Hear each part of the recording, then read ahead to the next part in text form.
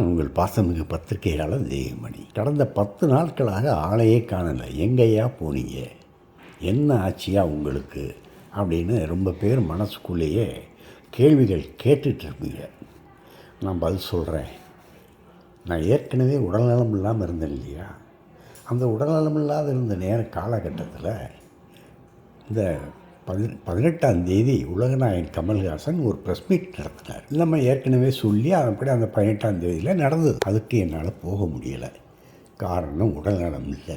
ஏன் மணி என்ன வரல அப்படின்னு கமல்ஹாசன் அங்கிருந்து ஆஃபீஸில் கேட்டிருக்காரு. அவருக்கு இந்த மாதிரி உடல்நலம் சரியில்லை அப்படின்னோடனே அவர் உடனே கவனிங்க, நம்ம ஹாஸ்பிட்டலில் கொண்டு சேர்த்து அவருக்கு வேண்டிய ட்ரீட்மெண்ட்டுகளை கொடுக்கணும், அவசியம் பண்ணுங்கன்னு சொல்லி அவர் உத்தரவிட்டதன் பேரில் நான் சென்னை ராமச்சந்திரா மருத்துவமனையில் விஐபி வார்டில் கடந்த 8 நாட்களாக அனுமதிக்கப்பட்டு நேற்று எனக்கு சர்ஜரி நடந்து முடிந்தது. சக்ஸஸ்ஃபுல்லாக சர்ஜரி நடந்தது. ஆனால் அதன் பிறகுதான் மிகவும் வலி, வேதனை எல்லாமே. அதனால தான் நான் உங்களிடம் பார்க்க முடியவில்லை, பேச முடியவில்லை. சரி, மேட்ருக்கு வருவோம். இவ்வளோ நாள் ஆச்சு, ஏதாவது ஒரு நல்ல தகவலை சொல்லு.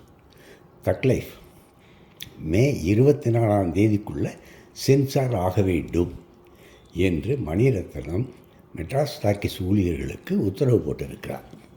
அதன்படி மெட்ராஸ் டாக்கீஸ் ஊழியர்கள் இப்போ கடுமையாக வேலைகள் செய்து கொண்டிருக்கிறார்கள். அதன்படி கண்டிப்பாக 24ஆம் தேதிக்குள் தக் லைஃப் சென்சார் ஆகிவிடும். ஏயா யூவா என்ன அது பார்த்துக்கலாம். 24ஆம் தேதி மே 24ஆம் தேதி அந்த சென்சார் சர்டிஃபிகேட் கைக்குள்ளே வரணும். அதாவது அதுக்கு முன்னாலே வந்துடும்.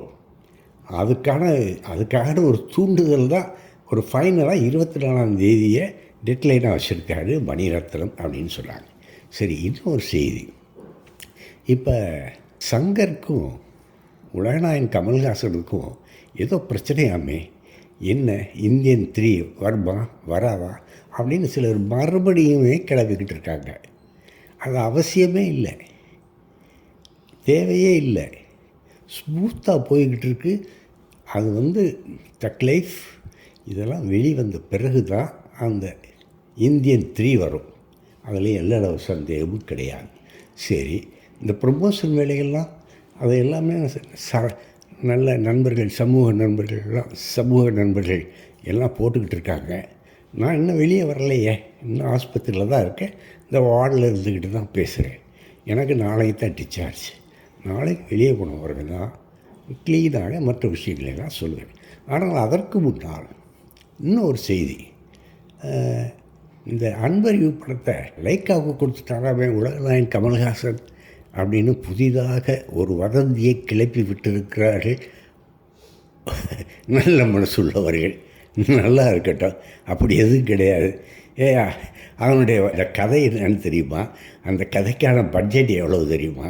அது எங்கெங்கே போய் படம் எடுக்க போகிறாங்க தெரியுமா? அந்த படம் எடுப்பதற்கான லொக்கேஷன்களெல்லாம் பார்க்குறதுக்கு ஏற்கனவே பார்த்துட்டு இப்போ அங்கங்கே அந்தந்த நாடுகளில் அனுமதி கேட்டு விண்ணப்பித்திருக்கிறார்கள்.